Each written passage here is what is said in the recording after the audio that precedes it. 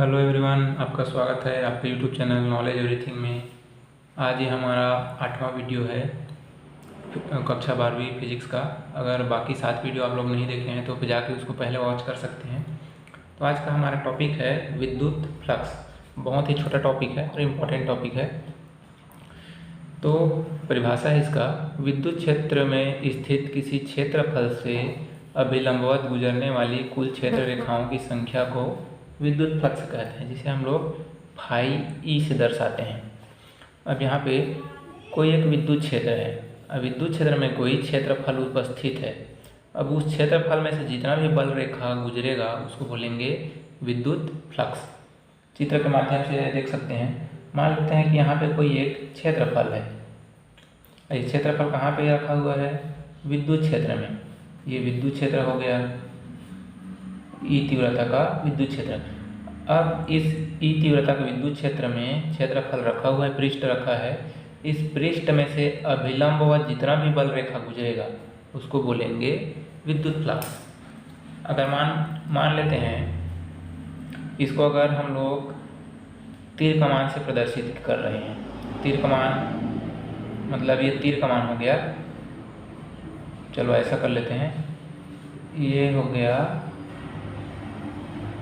बाहुबली के पिक्चर में देखे हैं ना धनुष, वैसा ही हो गया। अब इसमें से ये विद्युत बल रेखा निकल रहा है।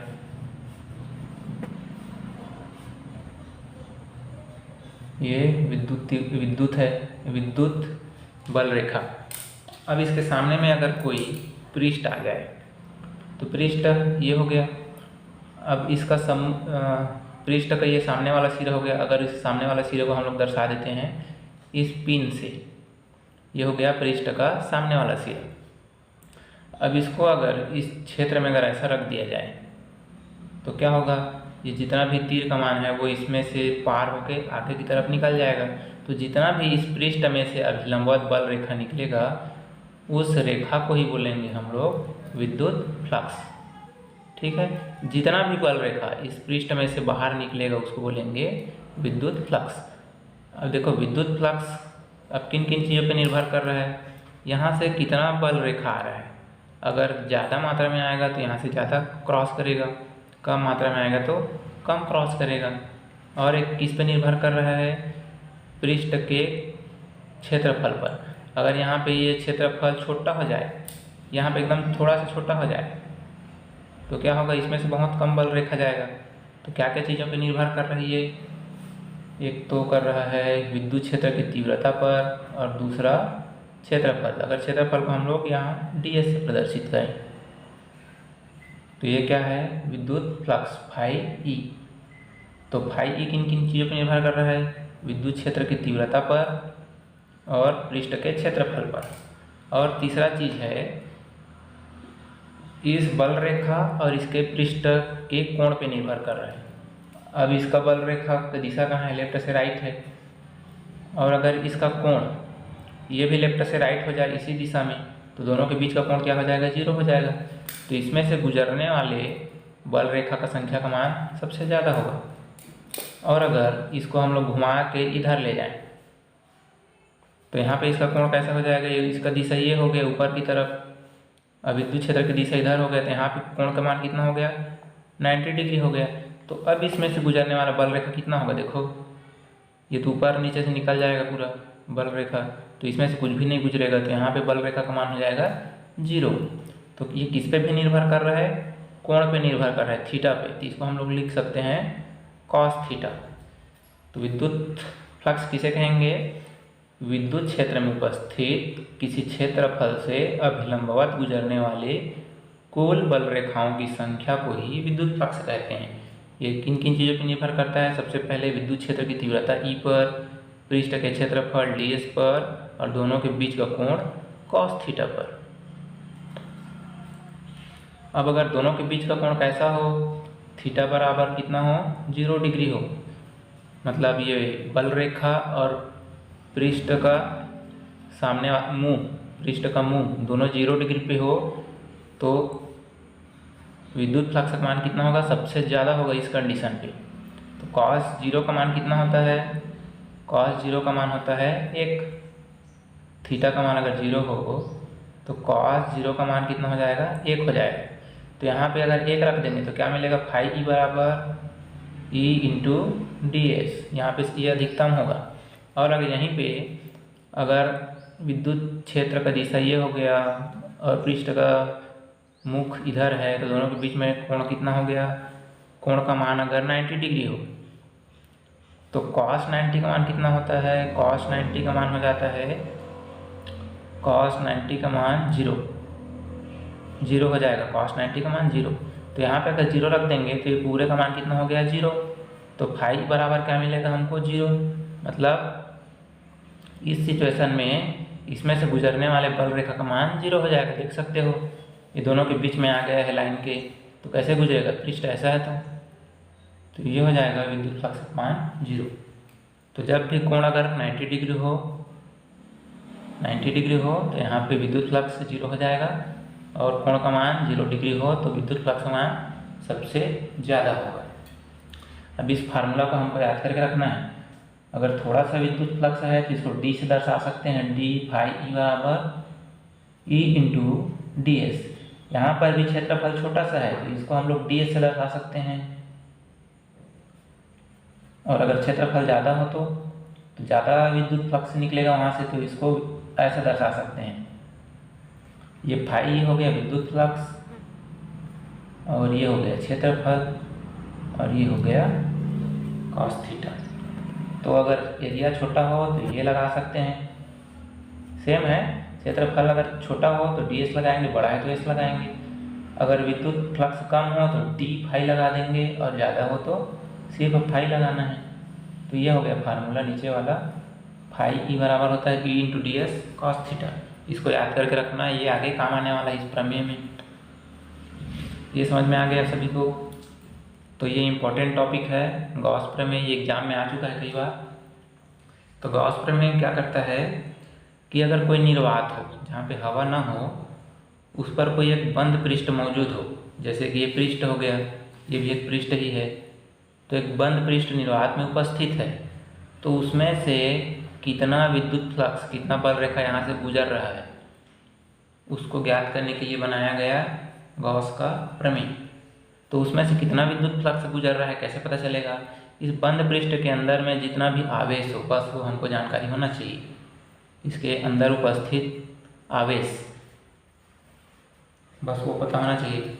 देखो गॉस का प्रमेय क्या चीज़ को बताता है कि एक निर्वात है जहाँ हवा ना हो, उसमें एक बंद पृष्ठ मौजूद है, तो उसमें से कुल गुजरने वाला विद्युत फ्लक्स, अगर कुल विद्युत फ्लक्स को किससे दर्शाते हैं हम लोग, फाई ई से। तो यह फाई ई किसके बराबर होगा, उस पृष्ठ के अंदर में उपस्थित कुल आवेश अगर हो Q, ये बस हमको जानकारी होना चाहिए। तो कुल आवेश Q का एप्सिलॉन 0 गुना होता है 1/एप्सिलॉन 0 गुना। तो ये हो गया गॉस का प्रमेय। तो गॉस का प्रमेय की परिभाषा क्या हो गया, निर्वात में किसी बंद पृष्ठ से गुजरने वाला संपूर्ण विद्युत फ्लक्स उस बंद पृष्ठ में उपस्थित कुल आवेश का 1/एप्सिलॉन 0 गुना होता है। इसको ऐसे लिख सकते हैं। तो ये क्या है, संपूर्ण विद्युत फ्लक्स ये किसके बराबर होगा, पृष्ठ के अंदर उपस्थित कुल आवेश Q के 1/एप्सिलॉन 0 गुना होगा, और ये एप्सिलॉन 0 होता है निर्वात की विद्युतशीलता। बस इतना छोटा सा है। परिभाषा क्या हो गया, निर्वात में उपस्थित किसी बंद पृष्ठ से गुजरने वाला संपूर्ण विद्युत फ्लक्स, ये संपूर्ण विद्युत फ्लक्स ये किसके बराबर होगा, उस पृष्ठ के अंदर उपस्थित कुल आवेश Q, इसके 1/एप्सिलॉन 0 गुना होगा। अब इसको हमको सिद्ध करना है, ये आता है एग्जाम में ना, तो सिद्ध करना है तो इसका व्युत्पत्ति लिख लेंगे। अब मान लेते हैं कि हमारे पास एक निर्वात है, निर्वात में एक बंद पृष्ठ ले लेना है। बंद पृष्ठ मतलब ये क्या हो गया, वृत्त बोलते हैं इसको। एक बंद पृष्ठ ले लिए वृत्त, इसका केंद्र बिंदु O हो गया, जिसका कुल आवेश है +Q, इस पृष्ठ का कुल आवेश +Q। अब इसका त्रिज्या है r, अब विद्युत क्षेत्र की दिशा कौन सा है, लेफ्ट से राइट, ये हो गया ई।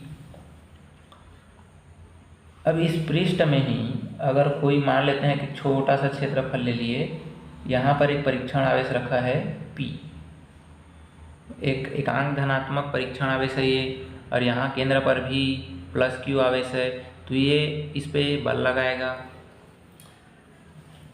अच्छा, इसको सिद्ध करने के लिए क्या क्या चीज़ों की जरूरत पड़ेगा हमको चाहिए रहेगा, सबसे पहले E पता होना चाहिए। E होता है विद्युत क्षेत्र की तीव्रता।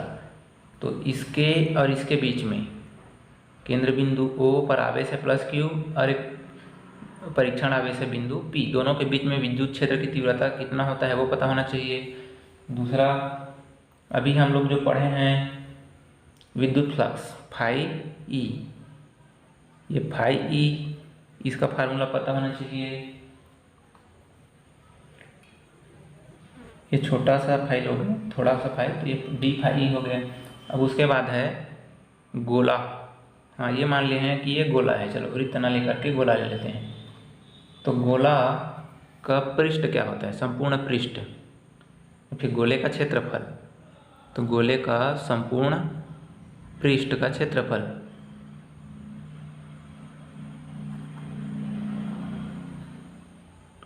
ये तीन चीज़ पता रहेगा तो हम लोग इसको सिद्ध कर सकते हैं कि फाई बराबर होता है Q अपान एप्सिलॉन 0। तो देखते हैं विद्युत क्षेत्र की तीव्रता E बराबर क्या होता है, हम लोग पिछले वीडियो में पढ़ चुके हैं, नहीं पढ़े होंगे तो जाके देख सकते हैं, 1/4 पाई एप्सिलॉन 0, और यहाँ पे होता है Q अपान R का वर्ग। R जहाँ पे दूरी होता है, इसके और इसके बीच की दूरी का वर्ग होता है, तो ये पता होना चाहिए। दूसरा, डी फाई E बराबर क्या होता है, ये विद्युत फ्लक्स किन किन चीज़ों पर निर्भर करता है, एक विद्युत क्षेत्र की तीव्रता, दूसरा क्षेत्रफल, और यहाँ पे कॉस थीटा, तो ये हो गया दूसरा। तीसरा है संपूर्ण पृष्ठ का क्षेत्रफल। गोले का संपूर्ण पृष्ठ का क्षेत्रफल होता है 4 पाई R स्क्वायर, वृत्त का क्षेत्रफल होता है पाई R स्क्वायर, और गोले का होता है इसका 4 गुना 4 पाई R स्क्वायर। ये तीन चीज़ बस पता रहना चाहिए, बाकी हम लोग इसको आसानी से सिद्ध कर सकते हैं। तो सबसे पहले क्या करेंगे, यहाँ से स्टार्ट करेंगे। प्लस Q आवेश के कारण बिंदु P पर विद्युत क्षेत्र की तीव्रता E बराबर होता है 1/4 पाई एप्सिलॉन 0 और Q अपान R स्क्वायर, इसको दे देंगे समीकरण नंबर 1। अब यहाँ पे एक छोटा सा क्षेत्रफल लेना है, इस पूरे गोले में से छोटा सा क्षेत्रफल जो इस विद्युत क्षेत्र में मौजूद है, जैसे ये यहाँ पे था, तो इसमें से कुल बल रेखा कितना गुजरेगा वो विद्युत फ्लक्स ज्ञात करना है। तो क्षेत्रफल छोटा है तो यहाँ पे डी फाई E ले लेना है, तो कुल विद्युत फ्लक्स का मान कितना हो जाएगा, यहाँ पे विद्युत फ्लक्स E इंटू क्षेत्रफल भी छोटा है तो ds और cos थीटा, ये हो गया समीकरण नंबर 2। समीकरण 2 में E मौजूद है, इस E का मान हम लोग ला के समीकरण नंबर 1 से इसको रख सकते हैं। तो समीकरण नंबर 2 में E का मान रखने पर तो ये हो जाएगा डी फाई E बराबर E का मान ये हो गया 1/4 पाई एप्सिलॉन 0 Q अपान R स्क्वायर, और यहाँ पर है बाकी ds cos थीटा। अब ये इस पूरे गोले में से छोटा सा क्षेत्रफल लिए हैं, इसमें से गुजरने वाला क्या है, ये गुजरने वाला विद्युत फ्लक्स है। तो पूरे का मान निकालेंगे तो क्या करेंगे, इस पूरे गोले में छोटा छोटा क्षेत्रफल ले सकते हैं, छोटा छोटा, फिर सब में से गुजरने वाला विद्युत फ्लक्स का मान ज्ञात कर सकते हैं, फिर लास्ट में संपूर्ण विद्युत फ्लक्स ज्ञात करने के लिए सबको जोड़ देंगे। तो जोड़ने के लिए समाकलन यूज करना है। अब यहाँ पे देख सकते हैं ये पृष्ठ का दिशा कैसा है, लेफ्ट से राइट इस दिशा में है, विद्युत क्षेत्र का दिशा लेफ्ट से राइट इसी दिशा में है, तो दोनों के बीच का कोण कितना हो जाएगा, थीटा बराबर कितना हो जाएगा, थीटा बराबर 0 डिग्री हो जाएगा। तो जब थीटा का मान 0 होता है तो हमको क्या मिलता है, यहाँ पे विद्युत क्षेत्र की दिशा लेफ्ट से राइट है और इसका पृष्ठ मुंह इसी दिशा में है, दोनों के बीच का कोण 0 हो, तो यहाँ पे क्या मिलता है, अधिकतम 1 मिल जाता है यहाँ। तो क्या हो जाएगा, cos 0 का मान 1 होता है, तो यहाँ मिल जाएगा डी फाई ई बराबर 1/4 pi epsilon 0 Q upon R square D S. Cos 0 का मान कितना होता है, 1 होता है, तो इसके जगह मिल गया 1 और इस 1 का गुणा इसके साथ हुआ तो यही मिला।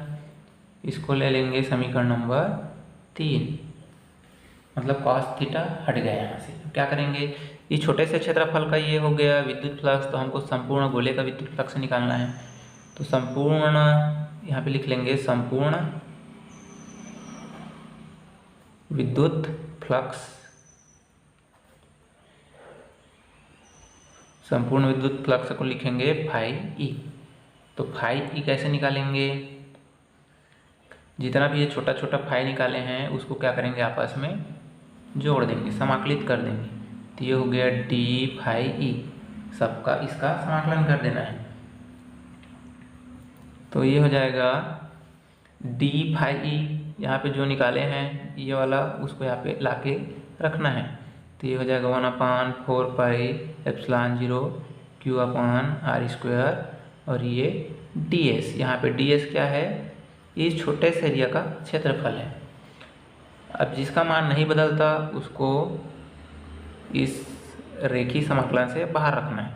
तो Q क्या है, आवेश है, आवेश का मान निश्चित रहेगा, R दूरी है, ये भी निश्चित रहेगा, ये सब निश्चित है। तो परिवर्तनशील क्या है, ये क्षेत्रफल, कहीं छोटा ले सकते हैं, कहीं ज़्यादा ले सकते हैं। तो ये समाकलन का चिन्ह यहाँ पे आ जाएगा। तो 1/4 pi epsilon 0 Q upon R square, समाकलन का चिन्ह यहाँ पे आया और अंदर में बच गया सिर्फ ये डी एस। डी एस क्या है, इस छोटे से एरिया का क्षेत्रफल। अब छोटा छोटा एरिया सबको हम अगर जोड़ दें, पूरा का पूरा किसका क्षेत्रफल बन जाएगा, वो गोले का क्षेत्रफल बन जाएगा।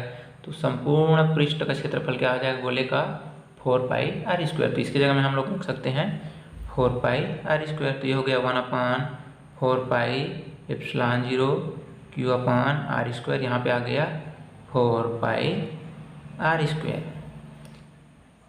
तो ये हो गया संपूर्ण विद्युत फ्लक्स। अब इसमें से क्या क्या कट रहा है देख सकते हो, 4 कट गया, पाई कट गया, आर स्क्वायर कट गया। तो क्या बचा, फाई ई बराबर बचा, ऊपर में बचा Q और नीचे में बचा एप्सिलॉन 0। नीचे में 4 पाई कट गया, ऊपर से नीचे का आर स्क्वायर कट गया, तो ये सिर्फ नीचे वाला ये बचा, ऊपर का Q बचा। तो ये हो गया गॉस का प्रमेय सिद्ध। तो गॉस का प्रमेय बहुत सरल है। क्या होता है, ये निर्वात में किसी बंद पृष्ठ से गुजरने वाला संपूर्ण विद्युत फ्लक्स, ये फाई ई, इसको निकालने के लिए बनाया गया। ये किसके बराबर होता है, इस पृष्ठ के अंदर उपस्थित कुल आवेश Q का 1/ε0 गुना होता है।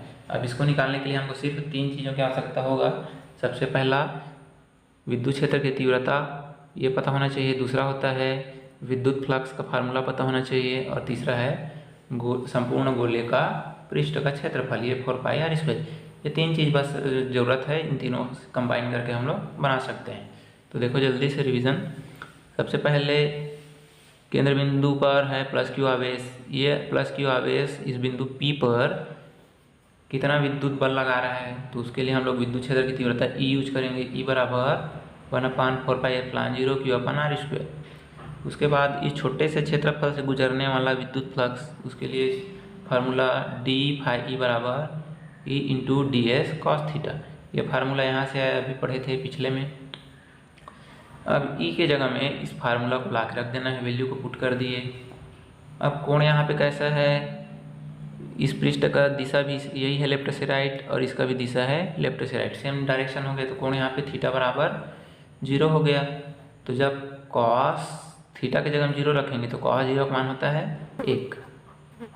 तो इसके जगह में 1 रख देंगे तो बाकी 1 इसके साथ गुणा हो गया, तो पूरा यही बचा, तो इसको रख दिए। अब यह हो गया इस छोटे से हिस्से से गुजरने वाला विद्युत फ्लक्स। तो हमको संपूर्ण हिस्सा, पूरा क्षेत्रफल से गुजरने वाला विद्युत फ्लक्स चाहिए। तो उसको पृष्ठ को छोटा क्षेत्रफल में हम लोग डिवाइड कर सकते हैं। तो सभी में से निकालेंगे गुजरने वाला विद्युत फ्लक्स, धीरे धीरे सबसे निकालेंगे, फिर क्या करेंगे, आखिरी में जोड़ेंगे। तो सबको जोड़ने के लिए यूज करते हैं समाकलन। तो पूरा संपूर्ण विद्युत फ्लक्स चाहिए तो छोटे छोटे संपूर्ण विद्युत फ्लक्स का समाकलन करना है। अब इस वैल्यू को लाके यहाँ से यहाँ रखना है। अब ये समाकलन का चिन्ह यहाँ पे आ गया। अब ये क्या है, ds, इस छोटे एरिया का क्षेत्रफल, और सबको जोड़ेंगे तो क्या हो जाएगा, पूरे गोले का क्षेत्रफल। तो पूरे गोले का क्षेत्रफल होता है 4πr²। अब जो कटा उसको काट दिए, जो बच गया उसको लिख दिए। तो ये हो गया गाउस का प्रमेय सिद्ध। बहुत ईजी है और इम्पोर्टेंट टॉपिक है। तो आज का वीडियो आपको कैसा लगा, समझ में आया कि नहीं आया? समझ में नहीं आया तो कमेंट बॉक्स में लिख के बता सकते हैं। समझ में आया तो भी बता सकते हैं कि आपको समझ में आ गया। तो आगे आपको इसी तरीके से वीडियो चाहिए तो चैनल को सब्सक्राइब करके लाइक कर सकते हैं।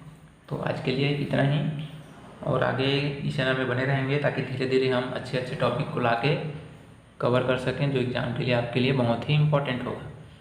और साथ ही लास्ट में और रिवीजन क्लास भी चलेगा, आंकिक प्रश्न को भी सॉल्व करेंगे। तो उसके लिए आप लोग इस चैनल पे बने रहिए। आज के लिए इतना ही।